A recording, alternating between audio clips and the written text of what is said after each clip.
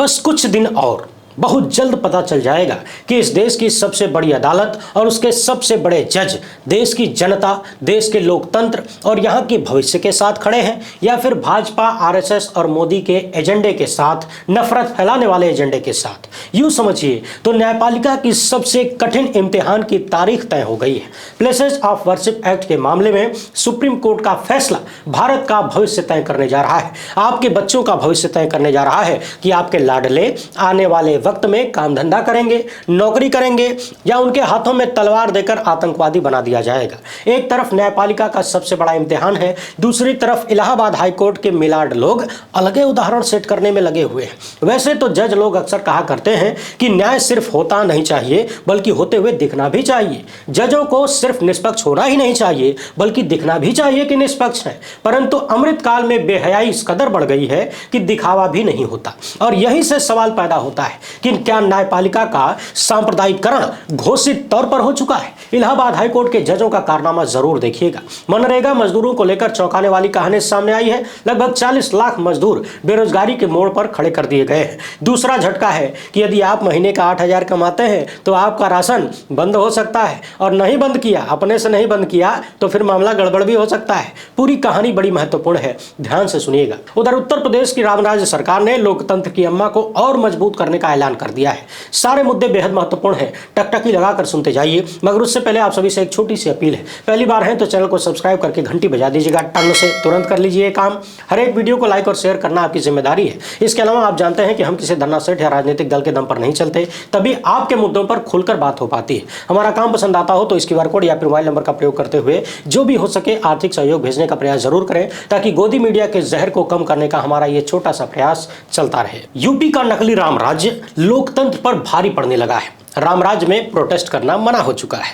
कोई नहीं कहेगा कि आपातकाल है। खबरदार, अगले 6 महीने यूपी में कोई भी सरकारी कर्मचारी प्रोटेस्ट नहीं कर सकता और न ही किसी डिपार्टमेंट, कॉर्पोरेशन और लोकल अथॉरिटी के लोग हड़ताल पर जा सकते हैं। ये योगी का फैसला है। आपातकाल के नाम पर राजनीति करने वाली पार्टी ने 6 महीने के लिए आवाज उठाने पर पाबंदी लगा दी है, यानी जबान सिल दी है लोगों की। लेकिन पाबंदी तो उन लोगों पर भी लगने वाली है जो 8,000 से ज्यादा हर महीने कमाते हैं और सरकारी राशन का लुत्फ भी उठाते हैं। 2014 के चुनाव में गैस सिलेंडर एक बड़ा मुद्दा था। गैस सिलेंडर की कीमत 300 से 400 रुपए के बीच थी, लेकिन बीजेपी ने सिर पर पहाड़ उठा लिया था।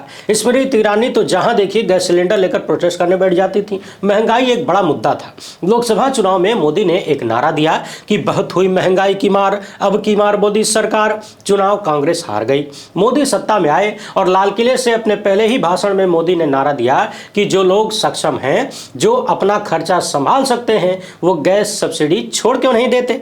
ये मोदी लहर का नशा था। लोग झांसे में आ गए और गैस सब्सिडी छोड़ दी। 1 साल बाद मोदी ने 2015 की रैलियों में घूम घूम कर कहा कि 1.25 करोड़ लोगों ने मेरे कहने से गैस सब्सिडी छोड़ दी है। सच्चाई ये थी कि 2015 तक 1 करोड़ से अधिक लोगों ने गैस सब्सिडी छोड़ दी थी। सिलेंडर की कीमत 300-400 रुपए से बढ़कर अब 900 रुपए से भी ज्यादा हो गई है और कोई उफ तक नहीं करता। यह है राष्ट्रवाद का नशा जो अभी तक उतरा नहीं है और इसी नक्शे कदम पर राजस्थान की सरकार भी चल पड़ी है। जी हां, 2019 के बाद से राशन खा रहे लोगों को राशन मिलना बंद हो सकता है। इसके लिए भजन लाल शर्मा की सरकार एक नई योजना लेकर आई है। योजना का नाम गिव अप स्कीम है। इसमें लोगों से राशन छोड़ने को कहा गया है।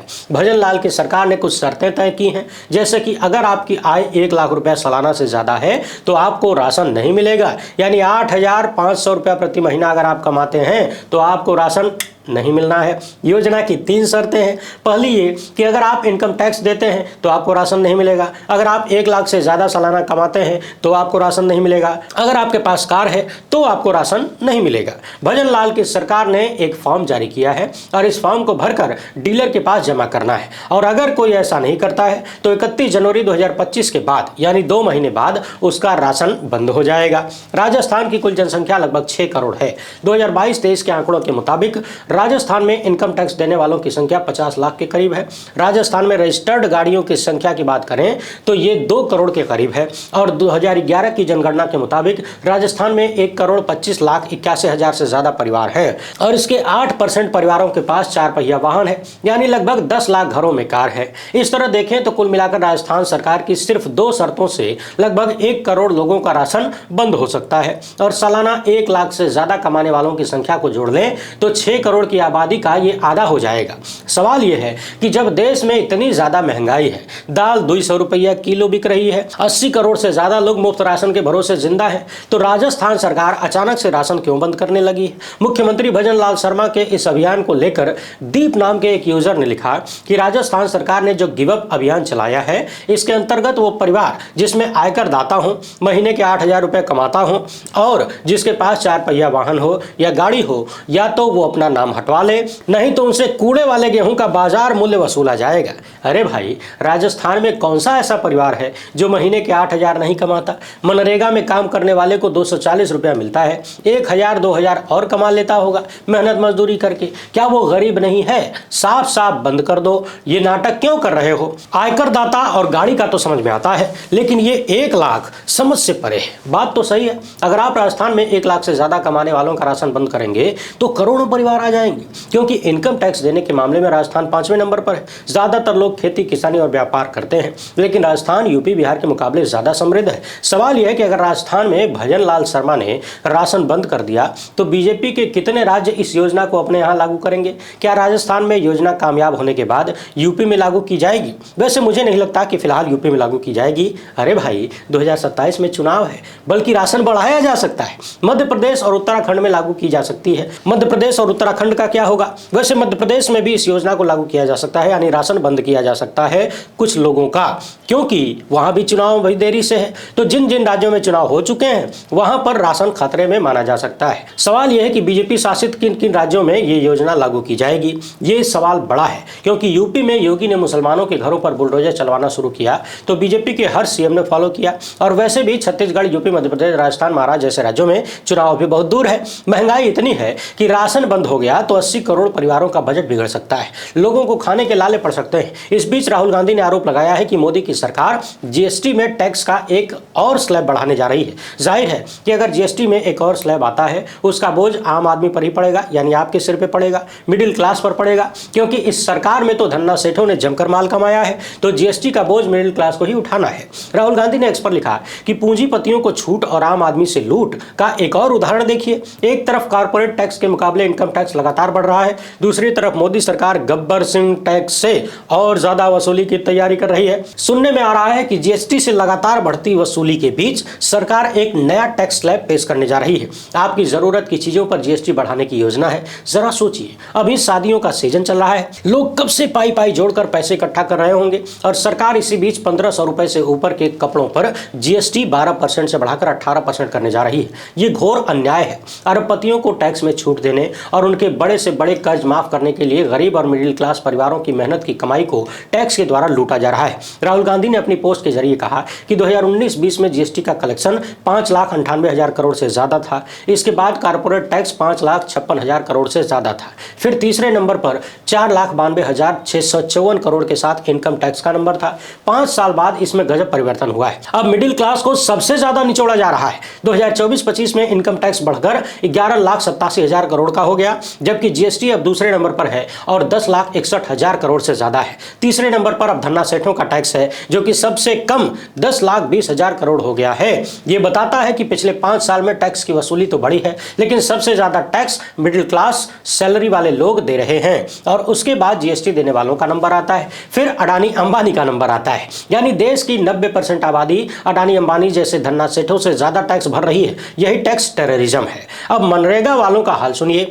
एकेडमिक्स और सामाजिक कार्यकर्ताओं की संस्था लिबटेक की रिपोर्ट के मुताबिक मनरेगा के तहत रजिस्टर्ड 84.8 लाख वर्करों का नाम डिलीट कर दिया गया है। हालांकि 45.4 लाख नए लोगों का नाम जोड़ा भी गया है, लेकिन 39.3 लाख लोगों के नाम मनरेगा की वर्कर लिस्ट से गायब है। नरेगा संघर्ष मोर्चा के बैनर तले इन वर्करों ने जंतर मंतर पर 2 दिन प्रदर्शन किया, लेकिन कोई सुनवाई नहीं हुई, क्योंकि लोकतंत्र की अम्मा मजबूत हो गई है। मनरेगा मजदूरों का कहना है कि जब से मोदी सरकार ने जॉब कार्ड की स्कीम लागू की है, लोगों को रोजगार मिलना बंद हो गया है। जिसके पास जॉब कार्ड नहीं होता उसे रोजगार नहीं मिलता है। दरअसल जनवरी 2023 में मोदी सरकार ने मनरेगा के काम को आधार से जोड़ दिया है, लेकिन संसद में इस बात से इनकार किया गया कि लोगों का नाम मनरेगा की रजिस्टर्ड सूची से डिलीट किया गया है और ऐसा जॉब कार्ड को आधार से जोड़ने के चलते हुआ है। मनरेगा में काम करने वालों का आरोप है कि जिस दिन इंटरनेट की समस्या रहती है उस दिन का अटेंडेंस भी नहीं लगता है और इस चक्कर में उनकी मजदूरी मारी जाती है। कहने का मतलब यह है कि 39.3 लाख मनरेगा मजदूर बिना काम के हैं, परेशान हैं कि उनका जॉब कार्ड नहीं बना है।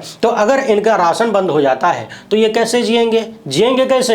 है किसी के पास कोई जवाब? हाँ, मेरे पास एक जवाब है। इन मजदूरों को जब राशन मिलना बंद हो जाए, काम मिलना बंद हो जाए तो ये किसी मस्जिद के नीचे जाके फावड़े से खोद सकते हैं, वहां मंदिर निकल सकता है। मनरेगा से प्रभावित होने वालों में बिहार के लोग ज्यादा हैं और जब से नीतीश कुमार देवेंद्र फडणवीस के शपथ ग्रहण से लौट के आए हैं एकदम में परेशान लग रहे हैं। उन्हें नींद ही नहीं आ रही है, ऐसी चर्चा है। दरअसल महाराष्ट्र में एकनाथ शिंदे ने बिहार मॉडल लागू करने की बात की थी, जिसे बीजेपी ने खारिज कर दिया और इसके बाद से जेडीयू हाई अलर्ट पर है। बीजेपी बार बार ये कहती है कि नीतीश कुमार ही एनडीए के नेता हैं और चुनाव उन्हीं की अगुवाई में लड़ा जाएगा, लेकिन बीजेपी ने यही काम महाराष्ट्र में भी तो किया था। पहले उसने कम विधायकों वाले एकनाथ शिंदे को सीएम बनाया और उन्हीं के नेतृत्व में चुनाव लड़ा और जब बीजेपी की सीटें ज्यादा आ गई या लाई गई तो एकनाथ शिंदे को डिप्टी सीएम से संतोष करना पड़ा है मजबूरी में। इस बात को लेकर नीतीश कुमार परेशान है। बिहार में विधानसभा की 243 सीटें हैं और बहुमत का आंकड़ा 122 है। 2020 के चुनाव में बीजेपी 74 विधायकों के साथ दूसरे नंबर पर बड़ी पार्टी थी। ऐसे में 43 विधायकों वाले नीतीश कुमार ने कह दिया कि आप लोग अपना सीएम बनाइए। फिर भी बीजेपी ने नीतीश को ही सीएम बनाया। जल्द ही नीतीश को समझ में आ गया कि उनकी पार्टी खतरे में है तो 2 साल के लिए आरजेडी के साथ चले गए। जेडीयू में कोई भी खुलकर बोलने को तैयार नहीं है, लेकिन बिहार चुनाव के बाद नीतीश के भविष्य को लेकर अभी से लोग अंदाजा लगाने लगे हैं। लोग कहने लगे हैं कि सबका नंबर आएगा, एक्स में एकनाथ शिंदे और नेक्स्ट में नीतीश कुमार। जेडीयू नेताओं का कहना है कि नीतीश कुमार के पास सांसदों की संख्या पर्याप्त है और यह शिंदे के मुकाबले कहीं ज्यादा है, इसलिए बिहार को महाराष्ट्र की तरह नहीं देखा जा सकता। लेकिन सवाल यह है कि 12 सांसदों वाली पार्टी को तोड़ने में बीजेपी को कितना वक्त लगेगा और कितना पैसा लगेगा। नीतीश कुमार की परेशानी को समझिए कि असम में बीफ पर बैन लगाने को लेकर जेडीयू ने बहुत तेजी से रिएक्ट किया और खुद को इस फैसले से अलग दिखाने की कोशिश की। जेडीयू ने कहा कि किसी भी खाने पर पाबंदी लगाने से समाज में तनाव बढ़ेगा, लेकिन बीजेपी ने जो महाराष्ट्र में किया है उसने नीतीश कुमार को हिला दिया है। बिहार में प्रशांत किशोर के रूप में एक नई पार्टी मैदान में है या लाई गई है। आरसीपी सिंह अपनी पार्टी बना चुके हैं। अपर कास्ट और कुर्मी को बंटने से रोकना नीतीश कुमार के लिए 2025 में आसान नहीं होने वाला है और यही तो है नीतीश का कोर वोटर। बिहार को समझने वाले तमाम लोग इस बात को स्वीकारते हैं कि 2015 के बाद से ही बीजेपी नीतीश को कमजोर करने में लगी है, लेकिन पलटी मारने की फितरत के चलते नीतीश हर बार बच जाते हैं, पलट के बच जाते हैं। देखना होगा कि 2025 में नीतीश का क्या होता है। बिहार के सीएम ने अपने ही करीबी मनीष वर्मा की यात्रा को रुकवा दिया है और अब खुद यात्रा पर निकल रहे हैं। तेजस्वी भी यात्रा पर है और चिराग के साथ तालमेल बिठाने में लगे नीतीश की कोशिश है कि उनके साथ 2020 वाला खेला ना हो जाए। नॉन बायोलॉजिकल अवतार के युग में क्या होगा कोई नहीं जानता। एवरीथिंग इज पॉसिबल जब तक नॉन बायोलॉजिकल है। यही सवाल 140 करोड़ लोगों के मन में भी है कि सुप्रीम कोर्ट में क्या होगा। चीफ जस्टिस क्या फैसला सुनाएंगे। बनारस, जौनपुर, मथुरा, अजमेर, धार और उत्तरकाशी की तमाम मस्जिदें अब कोर्ट कचहरी के मामले में उलझ चुकी हैं। सुप्रीम कोर्ट के पूर्व चीफ जस्टिस डीवाई चंद्रचूड़ के एक ऑब्जर्वेशन ने भारत को दोराहे पर खड़ा कर दिया है। सवाल यह है कि जब प्लेसेस ऑफ वर्शिप एक्ट 1991 है तो अदालतें मस्जिदों के नीचे मंदिर ढूंढने की याचिकाएं क्यों स्वीकार कर रही हैं। दरअसल सुप्रीम कोर्ट में प्लेसेस ऑफ वर्शिप एक्ट 1991 की संवैधानिकता को चैलेंज किया गया है और अब चीफ जस्टिस संजीव खन्ना की बेंच इस मामले पर सुनवाई करने जा रही है। चीफ जस्टिस ने इसके लिए एक स्पेशल बेंच बनाई है और इस मामले की सुनवाई 12 दिसंबर को होगी। इस बेंच में सीजीआई संजीव खन्ना के साथ जस्टिस संजय कुमार और जस्टिस केवी विश्वनाथन होंगे। हिंदुत्व के ठेकेदारों की ओर से जिस तरह हर रोज मस्जिदों के नीचे खुदाई करने की याचिकाएं डाली जा रही हैं, उसके चलते सुप्रीम कोर्ट पर सबकी निगाहें टिक गई हैं। अब सवाल यह है कि आखिर कानून होने के बावजूद जज याचिकाएं स्वीकार क्यों कर रहे हैं। तो उसका एक पहलू यह है कि सिटिंग जज अब खुलकर पक्ष ले रहे हैं और हिंदू संगठनों के सार्वजनिक कार्यक्रमों में शामिल हो रहे हैं। यानी यूं समझिए कि भारत की न्यायपालिका का सांप्रदायिकरण हो गया है और इसको छुपाया भी नहीं जा रहा है बल्कि बार बार दिखाया जा रहा है। इलाहाबाद हाईकोर्ट के सिटिंग जज जस्टिस शेखर कुमार यादव और जस्टिस दिनेश पाठक विश्व हिंदू परिषद के एक कार्यक्रम में शामिल होंगे। ये दोनों ही जज यूनिफॉर्म सिविल कोड और उसकी संवैधानिक आवश्यकता पर बात करेंगे। अब सोचिए कि ये दोनों जज हिंदू धर्म से जुड़े मुद्दों पर क्या फैसला देते होंगे या देंगे। मस्जिदों के मामले में क्या फैसला देंगे, हिंदू और मुसलमान के मामले में क्या फैसला देंगे। इलाहाबाद हाईकोर्ट के ही एक जज ने ज्ञानवापी में पूजा को जारी रखने का रास्ता खोल दिया था और मस्जिद कमेटी की याचिका खारिज कर दी थी। ये पहली बार सुनने में आ रहा है कि सिटिंग जज विश्व हिंदू परिषद के कार्यक्रम में शामिल होंगे। अब तक तो हम देख रहे थे कि बंगाल से लेकर अन्य राज्यों में भी मिलाड़ लोग रिटायर होने के बाद ऐसे संगठनों के कार्यक्रमों में जाते थे, भाजपा में शामिल होने जाते थे। कुछ तो ऐसे भी थे जो नौकरी छोड़ के बीजेपी में शामिल हो गए, लेकिन अब सेवा में रहते हुए खुलेआम बेहयाई चल रही है। वैसे सितंबर 2024 में वीएचपी की कानून सेल ने एक बैठक की थी। इस बैठक में 30 रिटायर्ड जज शामिल हुए थे और इसमें कम से कम 2 रिटायर्ड सुप्रीम कोर्ट के जज भी थे। एक पूर्व जज आदर्श कुमार गोयल और दूसरे हेमंत गुप्ता वीएचपी के कार्यक्रम में पहुंचे थे। बीते 10 सालों में न्यायपालिका ने निष्पक्ष दिखने का चोला उतार के फेंक दिया है और यही कारण है कि सीजेआई चंद्रचूड़ की एक टिप्पणी के बाद अदालतों में मस्जिद खोदने की याचिकाएं तेजी से दायर होने लगी। Places of worship act Ayodhya की बाबरी मस्जिद को छोड़कर सभी धर्मों के धार्मिक स्थल को संरक्षण प्रदान करता है। ज्ञानवापी मस्जिद और मथुरा की मस्जिद का मामला 1991 के कानून के तहत आता है और मस्जिद कमेटियां इसी कानून के जरिए संरक्षण मांगती हैं। अब सवाल यह है कि अगर सुप्रीम कोर्ट ने प्लेसेस ऑफ वर्शिप एक्ट को सही ठहरा दिया तो आरएसएस और बीजेपी के काशी मथुरा प्लान का क्या होगा? धरा का धरा रह जाएगा। हालिया वर्षों में न्यायपालिका ने जिस तरह हिंदुत्व के ठेकेदारों के सामने घुटने टेके हैं या फिर उनकी रैली में शामिल हो गए हैं, उसे देखते हुए 140 करोड़ लोगों की निगाहें चीफ जस्टिस संजीव खन्ना पर टिक गई हैं, सुप्रीम कोर्ट पर टिकी हुई है। प्लेसेस ऑफ वर्शिप एक्ट को हिंदू पक्षों की ओर से चुनौती दी गई है और दावा किया गया है कि यह संविधान के अनुच्छेद 25 और 26 के तहत धर्म का पालन करने और धार्मिक संपत्ति की बहाली के अधिकारों का उल्लंघन करता है। याचिकाकर्ताओं का तर्क है कि यह कानून धार्मिक समुदायों को अपने पूजा स्थलों के अधिकारों की रक्षा करने से रोकता है और संविधान के मूल ढांचे के खिलाफ है। इस कानून को चैलेंज करते हुए भाजपा नेता अश्विनी उपाध्याय, बीजेपी नेता और पूर्व केंद्रीय मंत्री सुब्रमण्यम स्वामी, काशी राजघराने की कुमारी कृष्णा प्रिया और विश्व भद्र पुजारी पुरोहित महासंघ ने याचिका दायर की है। प्लेसेस ऑफ वर्शिप एक्ट को चुनौती देने वाली याचिकाओं पर सुप्रीम कोर्ट ने पिछली सुनवाई के दौरान केंद्र को जवाब दाखिल करने के लिए समय दिया था। इसके बाद तत्कालीन चीफ जस्टिस चंद्रचूड़ की अगुवाई वाली बेंच के सामने केंद्र सरकार की ओर से जवाब दाखिल करने के लिए और वक्त मांगा गया था, लेकिन अभी तक केंद्र की मोदी सत्ता ने जवाब दाखिल नहीं किया है। ज्ञानवापी और संभल मामले में याचिका दायर करने वाले विष्णु शंकर जैन के माध्यम से सुब्रमण्यम स्वामी ने कोर्ट से राम जन्मभूमि बाबरी मस्जिद भूमि के लिए दी गई छूट को काशी विश्वनाथ और मथुरा तक बढ़ाने का आग्रह किया है। वहीं मुस्लिम पक्ष ने 1991 के कानून को लागू करने के लिए सुप्रीम कोर्ट का दरवाजा खटखटाया। जमीयत उलमाए हिंद और all India Muslim personal law board का तर्क है कि यह कानून सांप्रदायिक सद्भाव बनाए रखने के लिए जरूरी है और मस्जिदों को तुच्छ विवादों का विषय बनाने से रोकता है। AIMPLB के राष्ट्रीय प्रवक्ता SQR इलियास ने कहा कि मस्जिदों को लेकर कोर्ट में होने वाले दावे कानून और संविधान का घोर मजाक है। 1991 के कानून का स्पष्ट उद्देश्य था कि बाबरी के बाद किसी और मस्जिद को निशाना बनाने से रोका जाए। देखना यह है कि सुप्रीम कोर्ट इस पर क्या फैसला लेता है। सुप्रीम कोर्ट का यह फैसला हिंदुस्तान को हमेशा के लिए बदल देगा। सामाजिक ताने बाने को बना भी सकता है और बिगाड़ भी सकता है। आपके घर में आग भी लगा सकता है और शांति का प्रतीक भी बन सकता है। यह केस सीजेआई खन्ना का इम्तिहान है, इस देश की न्यायपालिका का इम्तिहान है। वीडियो पसंद आई हो तो ज्यादा से ज्यादा लोगों तक पहुंचाएं। पहली बार है तो चैनल को सब्सक्राइब कर लीजिए। हमसे जुड़ने के लिए बहुत बहुत धन्यवाद। जय हिंद।